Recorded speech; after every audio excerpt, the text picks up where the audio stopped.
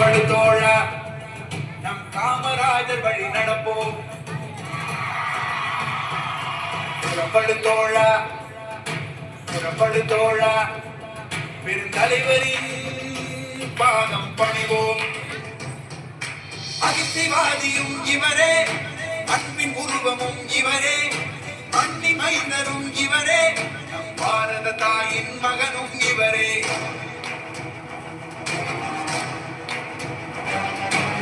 புறப்படு தோழா, புறப்படு தோழா, நம் காமராஜர் வழி நடப்போம். புறப்படு தோழா, புறப்படு தோழா, பெரு தலைவரின் பாதம் பணிவோம்.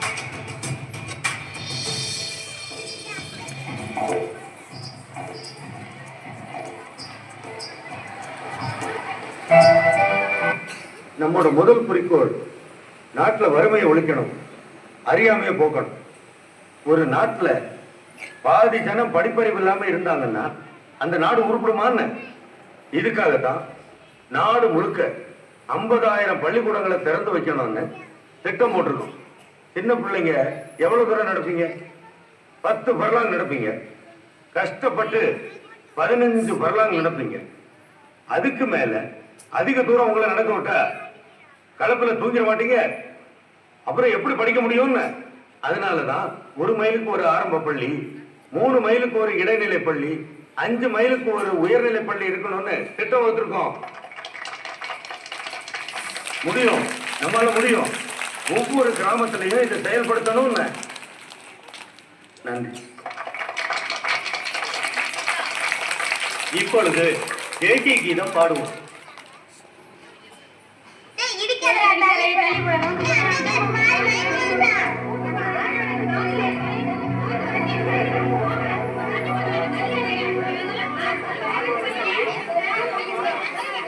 புள்ளைய தூக்குன என்ன என்னாச்சு?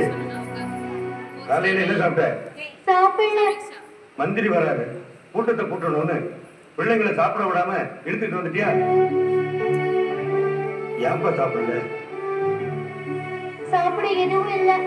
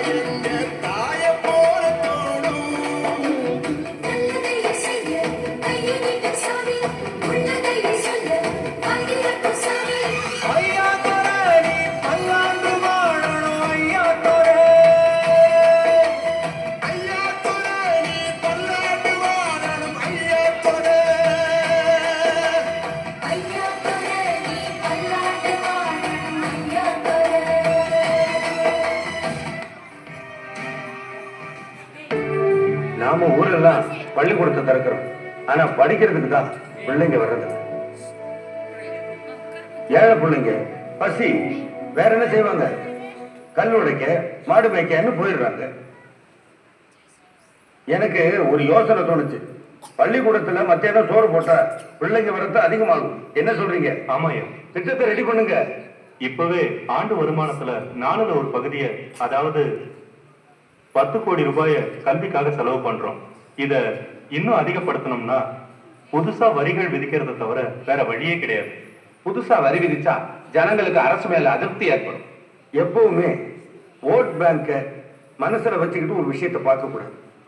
மக்களுக்கு நல்லது செய்யணும், நம்ம சந்ததி நல்லா இருக்கணும், அதான் முக்கியம்னு உடனே இந்த திட்டத்தை செயல்படுத்தி ஆகணும்.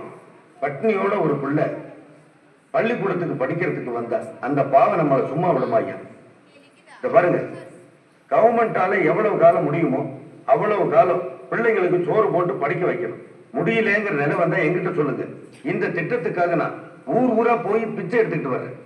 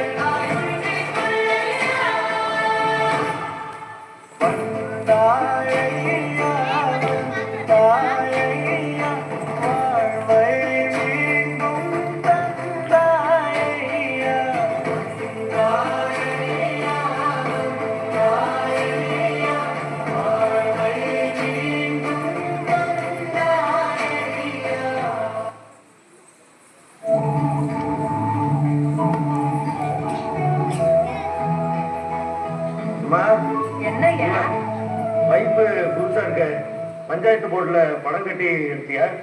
இல்லையா, யாரோ 4 ஆபீசர் வந்தாங்க, பார்த்தாங்க, பைப் இல்லைன்னுட்டு இதை போட்டுட்டு போனாங்க. தாயி, ம்? வெளியே பஞ்சாயத்து போர்டு ஆபீசர் நிக்காரு, நான் கூப்பிட்டேன், அவரை வர சொல்லு. சரிண்ணே. நீ யாருக்கிட்டையாவது எங்க வீட்டுல பைப்பு போடுங்கன்னு சொன்னியா? இல்லையா, யாருக்கிட்டையும் சொல்லல. நீ மந்திரி ஆனதும் அவங்களா போட்டுட்டு போயிட்டாங்க. ஐயா வணக்கம், கூப்பிட்டீங்களா? இந்த பைப் கனெக்ஷன் என்ன உங்க ஏற்பாடா? அம்மா தெருக்குழாயில தண்ணி பிடிக்கிறத பார்த்தீங்க, அதான். எங்க அம்மா மட்டுமா? தெருக்குழாயில எத்தனை பேர் தண்ணி பிடிக்காங்க? அத்தனை பேத்துக்கு நீங்க